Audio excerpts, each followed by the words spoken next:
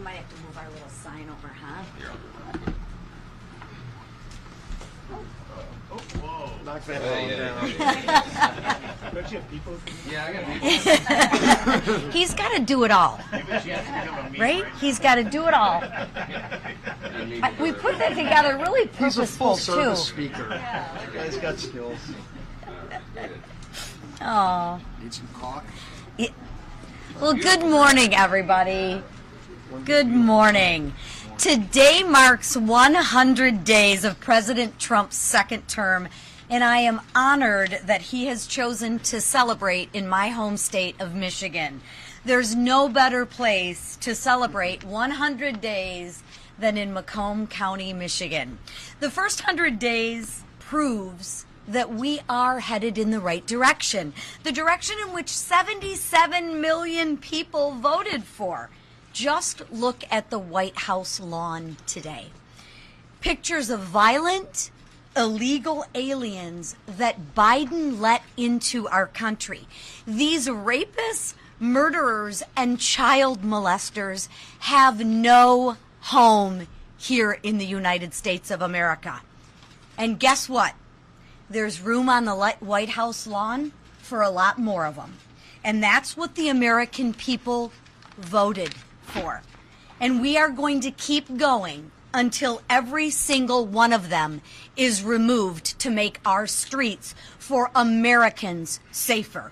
Thankfully, there's a lot less of those illegals coming in now, because apprehensions at the border are down 94%. And Border Patrol averaged the lowest daily nationwide apprehensions in history. President Trump is taking action, and Congress is passing border security bills. We've sent a message. The border is closed. Now, on the other hand, Democrats' message is open borders and literally putting violent MS-13 gang members before the American people. That's their message. Look no further than their recent trip to El Salvador, one of which was funded with, yes, taxpayer dollars. Instead of meeting with their constituents, Democrats catered to MS-13 gang members. Not the family of Rachel Morin or the family of Lincoln Riley. No. They would rather have MS-13 gang members who entered our country illegally brought back to the United States. That is the Democratic Party. Own it. On numerous occasions, they have sided with violent illegal aliens and gang members. Democrats are doubling down on their failed agenda. Why? Because they have no plan, no vision, and no leader. Or maybe they do.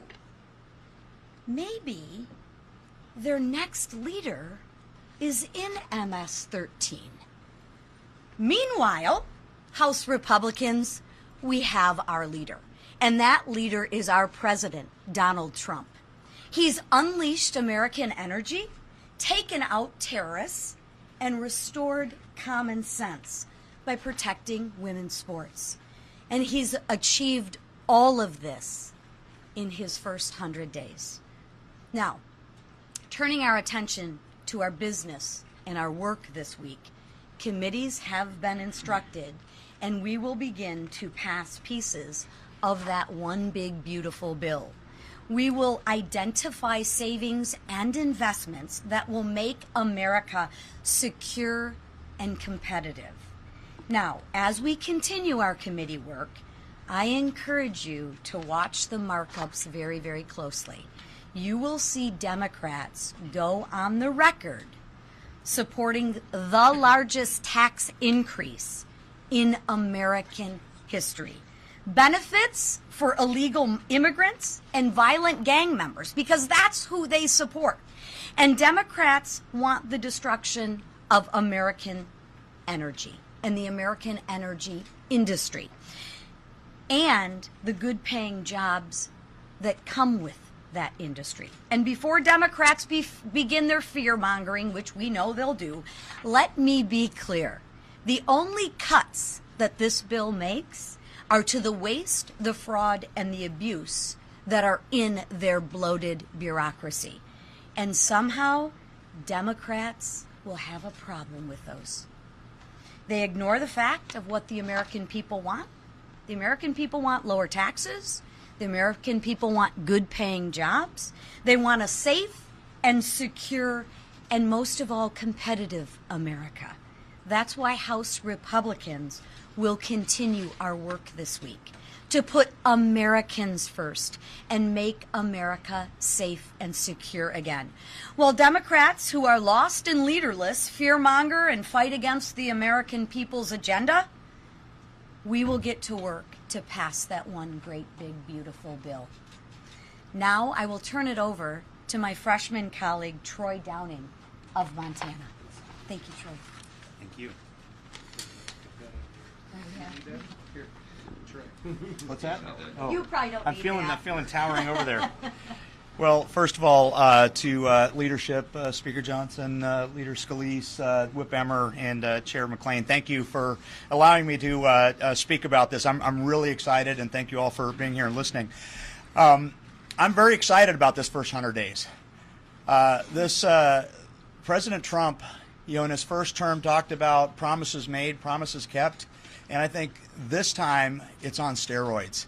And I think it's important because this country was at a precipice, was absolutely at a precipice. And I hear some of the critics saying too much, too fast. And I'm saying it couldn't have happened soon enough and it can't happen fast enough because we can't afford falling off of that precipice. I mean, as a nation, everything that we talk about, you hear this American dream.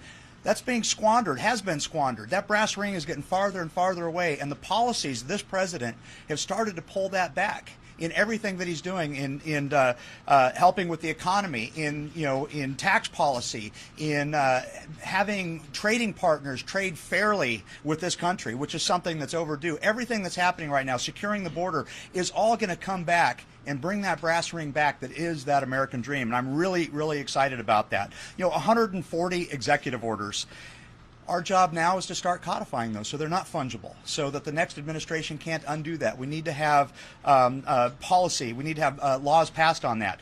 I'm looking at the investment. Everybody's talking about the trade policies. What has that resulted in? In just this first 100 days, we got $5 trillion being expected to be reinvested in this country, 451,000 jobs. I mean, talk about giving you an ability to rebuild that American dream. I mean, we are on that path. We're looking at gas prices down 6.3%. Earnings on all private sector employees grew 1.4%.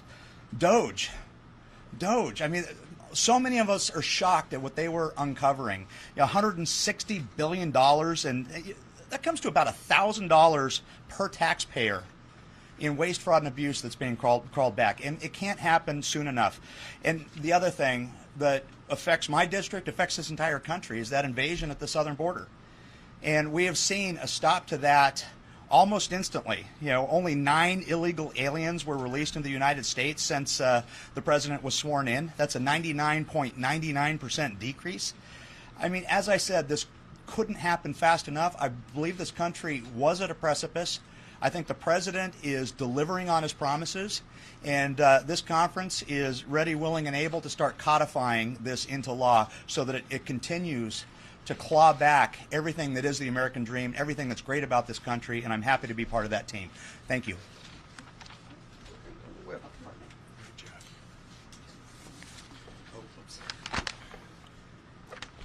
President Trump's first 100 days in office can be described in 4 words. Promises made, promises kept. Thanks to President Trump, the border is more secure than it's ever been, and criminal, illegal aliens are off our streets and out of our country. Under President Trump, American energy is being unleashed. Domestic production empowered, and historic investments have been secured. We've seen waste, fraud, and abuse in the federal government exposed and rooted out like never before. And common sense has replaced the woke nonsense that had saturated our government and way of life. President Trump has moved at a record pace to bring America back from the pit the Biden administration left us in. With Joe Biden in office, our nation endured the influx of millions of unvetted illegal aliens, criminal aliens, from all over the world into our communities. American businesses were held back by an expansive regulatory state, and policies that lacked truth and disregarded reality put our children and families in jeopardy. But no more. The American dream is being renewed, and the American people can once again be prosperous, safe, and free. But to keep this train going, Congress must act. Our members are hard at work crafting a reconciliation bill that will deliver President Trump's America First agenda for our great nation. And we won't rest until we get it done, because failure is simply not an option. And I yield to our leader, Steve Scalise. Thank you, Whip. Well, anybody who's been following since the day President Trump took the oath of office for this second term knows that President Donald Trump has been working nonstop at a feverish pace to deliver results for the American people.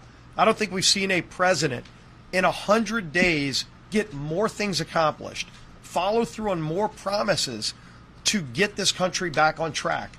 And we're only 100 days in. Obviously, the things that we've been working with this president on are really going to be starting off in a much bigger way with this one big beautiful bill. The budget reconciliation process formally starts today with the reconciliation bill. 7 committees go to work this week. Next week, another 4 committees will continue doing that important work. And this has been about a year in the making. This is not something that happened overnight. All of our committees have been meeting both individually. We've been meeting with the president for about a year to get to this moment and start delivering on those things that we all ran on. These are not just campaign promises that Donald Trump talked about on a campaign trail. This is also something that House Republicans said we would do. We said we would prevent a massive tax increase on American families. If Congress takes no action, there would be a $4.5 trillion tax hike on families. And if you listen to Democrats, who are all going to vote no on this package, let's make no mistake about it. They've been clear from the beginning. They just want to obstruct everything. You saw it at the State of the Union when President Trump said, look, this 13-year-old boy beat cancer. And they all just sat there on their hands, angry because President Trump was highlighting somebody else's success. And I think the American people got disgusted when they realized a whole major party in America is just going to oppose anything President Trump does because they hate him as an individual, even when it's good for America. And believe me, preventing a tax increase on over 90% of American families is good for America. But every Democrat will vote no because they want a tax increase on American families. Every Democrat will vote no on a bill that's going to secure America's border. You've seen President Trump deliver through executive action on things he can do. And it's resulted in amazing results, over 95% reduction in border crossings illegally, deportation of hardened criminals, violent gang members, murderers, rapists, finally sent back to prisons in their country where they belong, where many of them came from. And what are Democrats doing? Democrats aren't celebrating that. They're flying to other countries to try to get hardened gang members in prisons released back into the United States. It's lunacy. But that's where their party is because they are void of any ideas. They are a leaderless party. The Democrat Party literally has no leader except AOC and Crockett and Bernie Sanders. And that's what their party's become. They're just opposed to everything. They don't want to produce more American energy. But the good news is we do. That's also going to be in this bill that we start debating, to allow America to produce more energy so that we and our friends don't have to be dependent on foreign nations like Russia or Iran for oil and natural gas. We can do more of it. We can lower costs for families. We can create more jobs at home. We can ensure that more manufacturing can be done in America. That's all going to be part of this bill. We're also going to make our military more competitive. Everybody knows China's been incredibly aggressive at not just their naval fleet, developing hypersonic weapons. And America had fallen behind under Joe Biden. And Donald Trump said, we are going to address these inadequacies. And if you look at what's in this bill, again, addressing major problems to make our country competitive again militarily, and every Democrat will vote no on that as well. And the good news is Republicans said, well, if Democrats are just going to block everything, if Democrats want a tax hike, if Democrats do not want secure borders, if Democrats want to make our country more dependent on foreign nations for our energy, that's why they lost the election. Those days are gone. We can actually fix all of these problems without any Democrat support. We'd welcome their votes. We'd welcome their input. But they've chosen to just go the other way because their far left radical base won't let them work with Donald Trump on anything that's good for America. But that hasn't deterred President Trump. President Trump is resolute in fighting for those hardworking families who have been struggling. Again, the tax increase, when they talk about millionaires and billionaires, it's over 90% of Americans who would see a tax increase if no action was taken. That's families making $50,000, $60,000 a year. That's not the rich. That's the people who are just barely getting by, who have been struggling under the weight of the failures of Joe Biden's economy. The waitress who's maybe working 2 jobs, barely getting by, and President Trump and this Republican Congress are going to deliver on no tax on tips, so that that single mom who's maybe working 2 jobs can have a little bit more money in her pocket and be able to take her kids on a vacation or invest in her kids' college. That's what we're doing this week as we watch the Democrats oppose everything just because they've become a party derelict of any ideas. This is a Congress of leadership and action, working with a president who's probably done more in 100 days than any other president we've ever seen, and the best is yet to come. And our leader in this fight, who's been marshaling us through the whole way, is the Speaker of the House, Mike Johnson. Thank you, Leader. Thanks to all of you. Welcome back. Hope you all had a blessed Passover and Easter. We did. Our members are excited. It's a great day in our country. Thanks to the Republican Party, America is back, and we're excited about it. I talked to the president twice this morning already. He's having a big celebration for the first 100 days in Michigan, as Chairwoman McClain noted, and he's excited about all of that and everything that we're all doing together. We had a big meeting of the Republican conference this morning, and they're all excited. They were all home for the 2-week district work period, and they were moving around their districts and talking with their constituents and getting lots of pats on the back. It's a great time for the country, and you can sense our optimism about all that. It's been noted a couple times here, but 100 days ago, not far from where we're standing right now, President Trump made his historic return to the presidency. He made a lot of promises, and as Whip Emmer noted, the 4 words that best describe this administration so far is promises made, promises kept. We've recounted among this group many times, 77 million Americans delivered President Trump a landslide victory. We had our highest popular vote total ever as House Republicans, 74.8 million, and we got a mandate to do exactly what we're doing right now. We have not wasted a moment. President Trump has accomplished more in the first 100 days than most presidents do in their entire careers, their entire tenures. The Atlantic, right? I don't know if there's an Atlantic reporter here this morning, but that's not President Trump's, they're not a fan of him, right? Yesterday they described him this way, quote, "He is the most consequential American leader of the 21st century." And that's an understatement. President Trump has, here's a list, removed men from women's sports, ended DEI in the federal government and the U.S. military, expanded oil and gas extraction to lower prices, taken steps to end unfair trade practices, secured trillions of dollars in new investments in American manufacturing, deported criminal illegal aliens, stood up for religious liberty and rooted out anti-Christian bias, combated virulent anti-Semitism on college campuses. The list goes on and on and on. That's just barely scratching the surface. That's in 100 days. We're just getting started, and that's one of the reasons that we're so excited. Nearly every public opinion survey found that voters in the last election were most concerned about 2 things. This is just one metric for consideration: inflation and the wide open border and the crisis that created. Look at this. On just these 2 issues, in 100 days, illegal crossings are at an all-time low, as Congressman Downing noted, and inflation is falling rapidly. President Biden often said that he had exhausted his executive authority. He told me that we needed new laws. He told me this many times himself. We had to stop the border crisis, but Congress has to act. I pleaded with President Biden, do your job, use your executive authority. He claimed he didn't have it. But as President Trump has just demonstrated, all we needed was a new president. We needed real leadership. We didn't need new laws. The Trump administration has stopped illegal border crossings, Congressman Downing said it well, 99.9% success rate. The border crisis is solved. More than 100,000 illegal aliens and gang members have been deported, and that makes Americans safer. They feel more secure again. Groups of migrants are actually stopping their journeys, and they are turning around. You know why? Because we've got a new sheriff in town. Due to President Trump's border policies, we now know again that deterrence works. On inflation, President Trump promised to rapidly drive down prices and make American goods affordable again. The Consumer Price Index beat expectations, actually dropped 0.1% in March. That is the first time that has happened since COVID. Okay, inflation is cooling. Energy prices are down, as we all know. Trillions of dollars in U.S. investments have been secured by the Trump administration. And again, we're just getting started.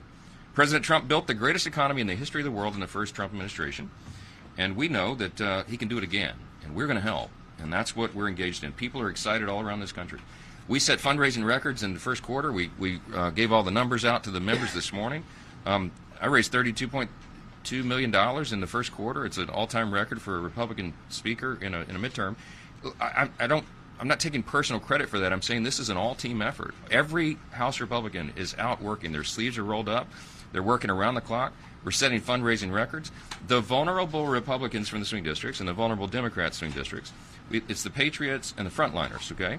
The Patriots outraised Democrats 2-1. They almost doubled what Democrats raised, and they have almost double the amount of cash on hand right now.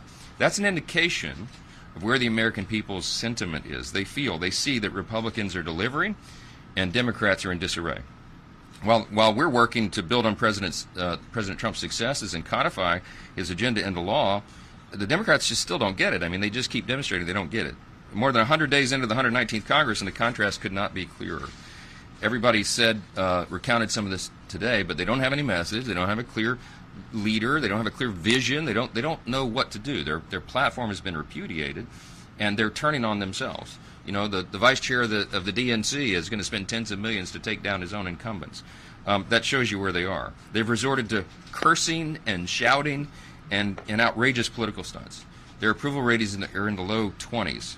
Their most vulnerable members got outraised 2-1, as I mentioned, and it just goes on and on. I two polls I just want to highlight, and then we'll go to your questions. There was a poll that came out a little over a month ago. It's Quinnipiac. And I think it's the most telling poll of the first 100 days of this Congress. But I got the graphic in front of me. It was Politico published it. Lots of people talked about it. The headline says, Democrats face historic discontent with the base. Now, what they did was they polled Democrats and their approval of their own party and Republicans' approval of their own party.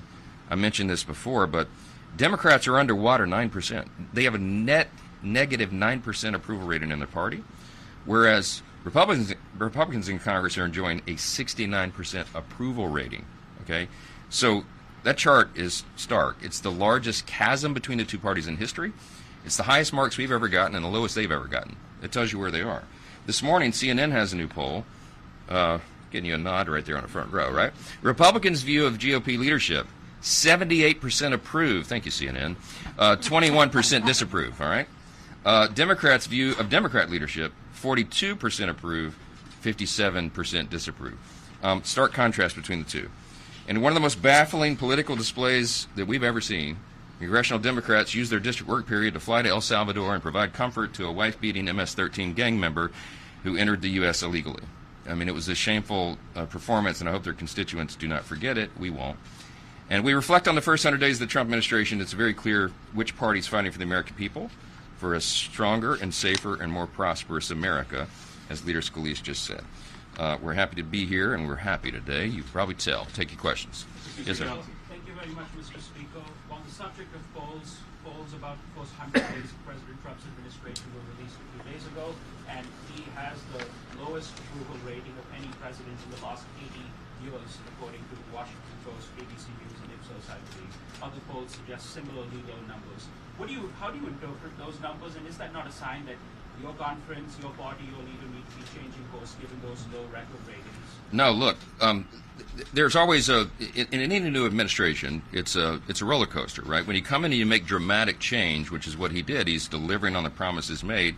There's some bumps along the road. We're changing everything. As we said, when President Trump was running, I told him, and we told our own voters, he could be the most consequential president of the modern era. Now the media is, all of you are acknowledging that is true. By extension, we can be the most consequential Congress as well, because we quite literally have to fix every area of public policy. The last 4 years was an absolute unmitigated disaster, and we got to fix it all. So when you're doing that, it's disruptive in a way, and in the early initial people, they have an emotional reaction sometimes for the big changes, but what they're seeing and what the real polling is showing is that they understand that we're headed somewhere. This is out of the gates, all these big achievements that we just recounted. And I said, we're just getting started. The reconciliation bill is the big chunk of this. The vehicle through which we will deliver the America First agenda is this big, beautiful bill, which is why we call it that. The president's approval rating is better than it was in 2017 when he got started, right? Because people trust him. The thing about President Trump is he's had an administration. This is not a new thing. People remember. It's hard to remember. It seems like it was 20 years ago. But right before COVID, we had the greatest economy in the history of the world. There's been a little question and concern about, the rocky start, some of the stock market, some of the tariff policy and all that. But right now, even today, people are beginning to see the dust settle on that. They understand there was a master strategy behind this, and they're seeing the results. We're going to have 100 countries, by some accounts, and maybe higher, renegotiate their trade policies with America because of what President Trump did. He's the only leader bold enough to have done that. And that's going to be a net positive, of course, for all the American people. It's going to be more fair for us. We trust the executive to do that. We trust this executive to do that. And President Trump has had some great achievements. So, look, polling goes up and down. We all talk about it, pros and cons. But at the end of the day, we're going to deliver on these results, and the American people are going to reward us for it. Yeah. Two of your members, Elise Stefanik and Mike Lawler, are both considering runs for governor of New York. Those one seat in particular, Congressman Lawler's seat, may be one of the most competitive in the country. They can't do both. They can't run for governor and Congress. Will you have conversations with them about what works best for your conference, and have you started having those conversations yet? I have lots of conversations. I love them both. They're two of my favorite people and my most trusted colleagues, and they're both super talented, which is why they get talked about for doing other things. We have lots of look, we've got a very talented group here. We have lots of House Republicans who are being courted to run for Senate or governor or do something big. I mean, my preference is that they all stay here with me, right? We get the job done. But I don't begrudge anybody for having other opportunities, and we ultimately support them in whatever they do. But are we having conversations?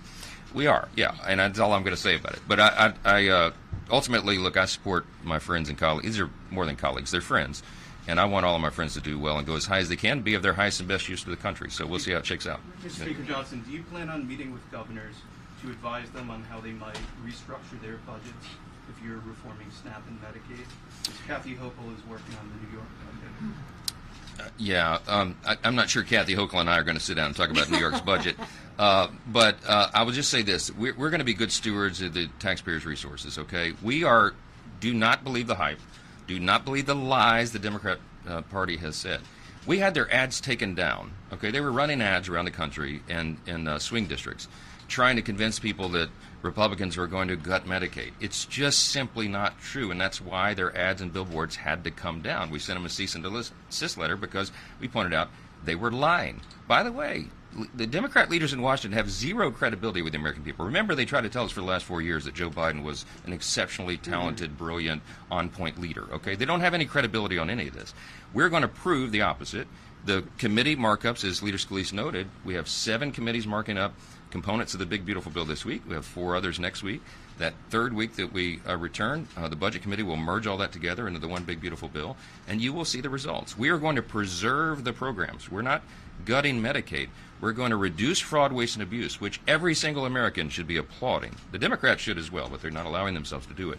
And we're going to make sure it works better. We're going to preserve the program, not cut it. It's exactly the opposite of what the Democrats are saying. So the states will adjust to all these things, and we will make sure that the people who need these benefits and rely upon them are protected. Okay, that's the whole thing. Yeah. Apologies for a wonky tax question. One of the big concerns for some of our investors and Bloomberg readers is the tax treatment of carried interest. The president wants to change that. What are your views on that? I've listened to the discussion, a very thoughtful discussion back and forth amongst interested parties, and I'm not going to forecast where that comes. I mean, I know. Look, I'll say this about our Ways and Means Republicans: they have put in, I mean, literally scores of hours down in the basement with the whiteboards, gaming out the very ideas. And making sure that we make the right choices. You'll see a lot. That markup will be very telling on that. But they've come to a consensus. I'm not going to get out in front of them before that's discussed and released in committee. But we've heard from interest groups around the country, and we want to do right by them. I think at the end of the day, I think what's going to be great about this legislation, the reason it's going to be so consequential, the reason it's going to be the biggest legislation, I think, in many decades that Congress has passed, is because not only are we going to give everybody a tax break, right? They're not going to have the largest tax increase in U.S. history at the end of this year. It's going to help hardworking families. It's going to be turbo boost to the economy, because I think this will send a message of stability to the markets, the bond market, the stock market, investors, job creators, entrepreneurs, that they have their tax rates permanent and solidified. They know they can plan accordingly, and that people have more money in their pocket to spend on their own families and their own needs and obligations. That's going to be good for everybody. And I think when it comes to this, I think all boats are going to rise again. That was the net result in the first Trump administration, the greatest economy in the history of the world, because we did thoughtful tax policy and we did real regulatory reform.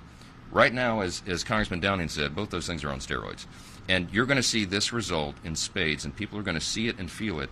And by the way, they're going to feel it before the midterm election in 2026. So that's another big thing. Last one. You inserted a provision in a rule to block efforts to target Trump on tariffs. And now you've done the same to prevent resolutions of inquiry, including this probe into Pete Hegseth and his use of Signal. Why are you using the rules of the House to effectively protect Trump rather than let the House work its will? No, we're using the rules of the House to prevent political hijinks and political stunts, and that's what the Democrats have. As I mentioned, no leader, no vision, no platform.